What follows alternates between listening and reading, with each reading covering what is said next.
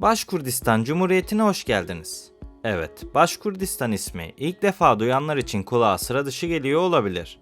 Doğrusu ismi bir hayli ilginç ve bazı çağrışımlar da yapıyor.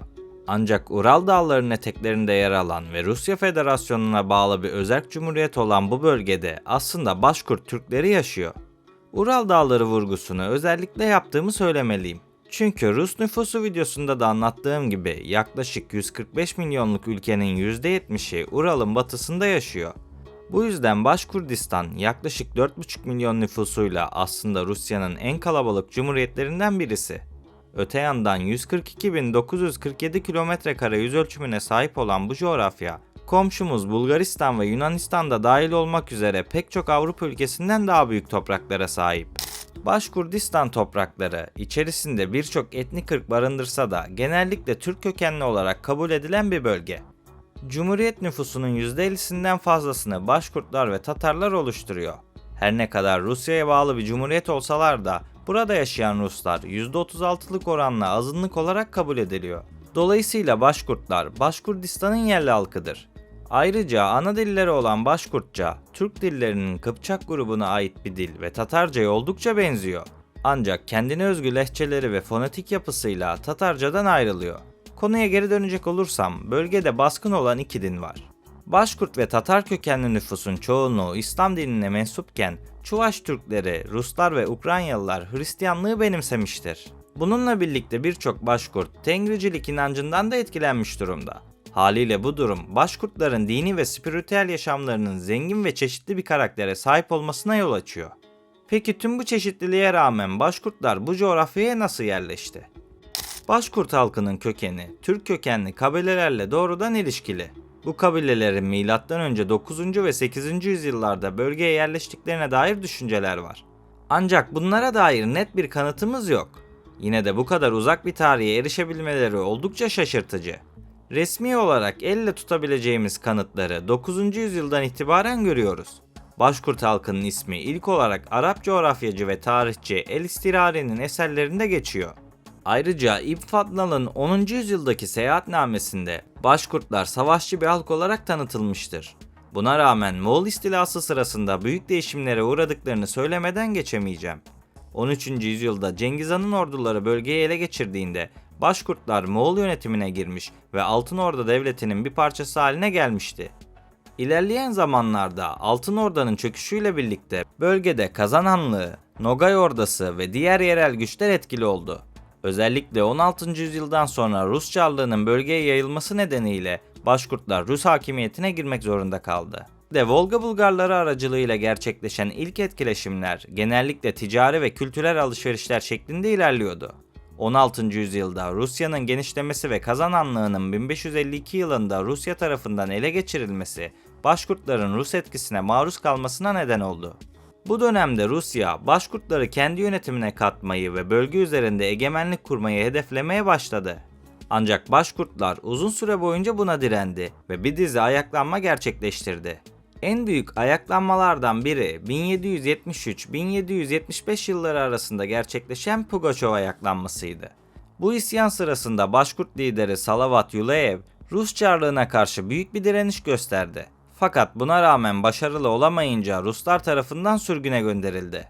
Böylece 17 ve 19. yüzyıllarda Rusya Başkurt topraklarını tamamen kontrolü altına almayı başardı ve Başkurtları Rus İmparatorluğu'nun bir parçası haline getirdi. Bu dönemde Ruslaşma politikalarını uygulayarak Başkurtların Rus kültürüne uyum sağlamaları teşvik edildi.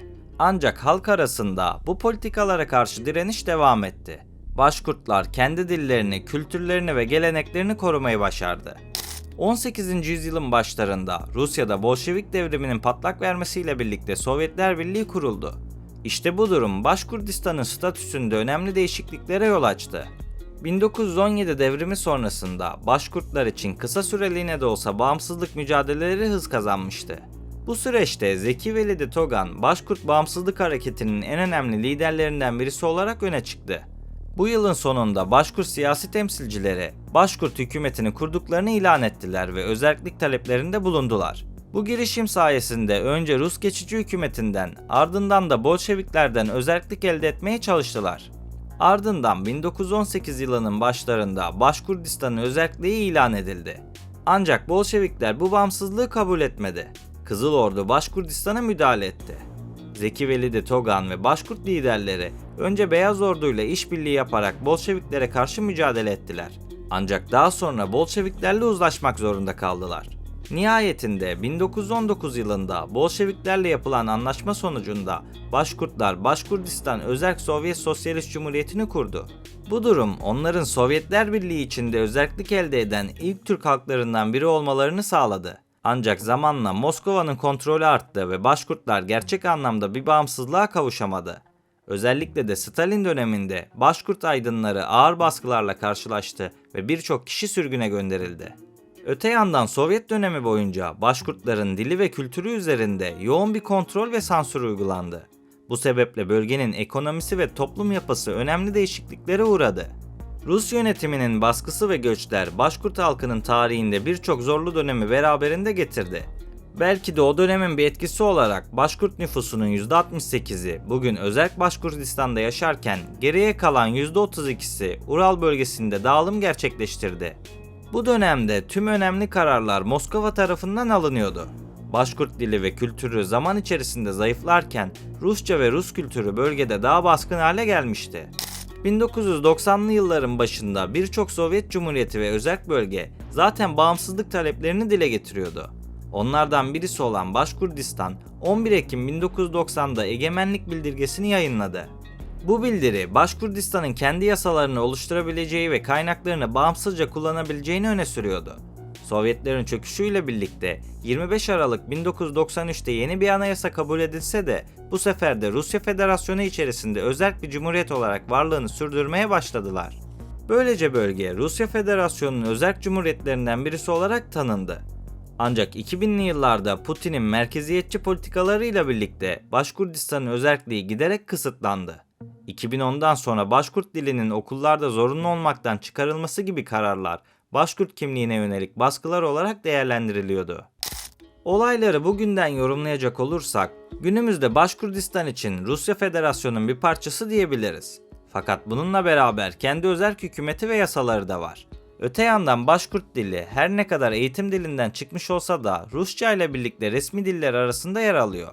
Bu yüzden Başkurt halkı hala geleneklerini yaşatabiliyor. Tabi gelenek demiş ve konusu gelmişken gözüme çarpan ilginç bir ayrıntıyı da paylaşmak isterim.